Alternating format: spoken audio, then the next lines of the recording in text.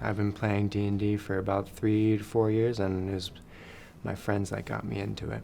Role playing, it's a fun thing because you get to put yourself in a different person's shoes.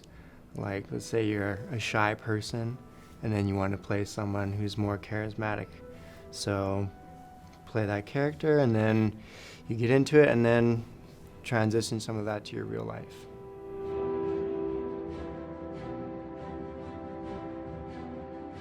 So, my name is Christopher. I am the president of the SAIT Tabletop Role Playing Games Club. We've been operating since I started at SAIT, I want to say about 7 years ago.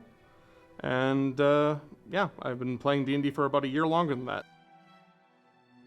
So, role playing in D&D is it can be there's two types of role playing. 'Cause there's the descriptive role playing, and then there's acting out what you're doing.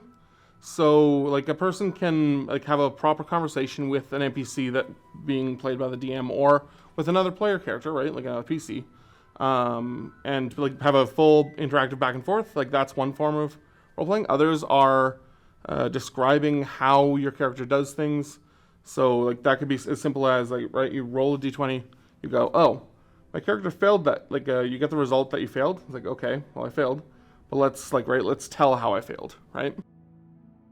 The more detailed and flushed out your world is, the more immersive your players are going to be when they play. So if you say they walk into a town and you describe it very well, then it makes them see it in their head like reading a book or watching a movie.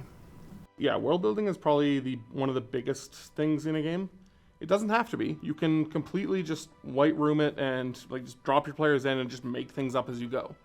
But that can be some people like that, some people don't. I like a little bit of a mix of mostly planning out the world, but then still letting things flow naturally. You flush out where the players are going to start in the most detail, leave everything kind of semi-detailed, but still enough to know that they know it's a place they can go.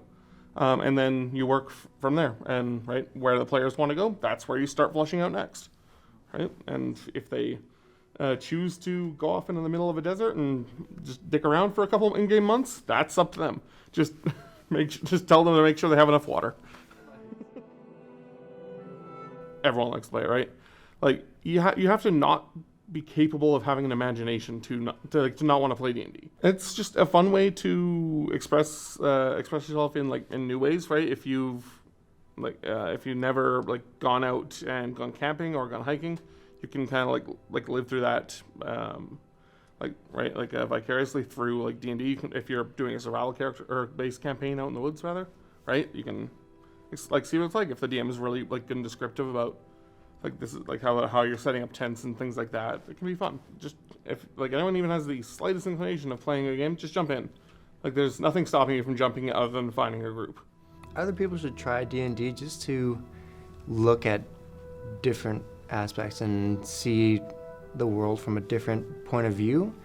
So let's say you have your own opinions about life. You could make a character and then have them have different set opinions and then play them that way. Then you have two different perspectives, and then you can make your decisions more critically in life and just see everything from a different point of view.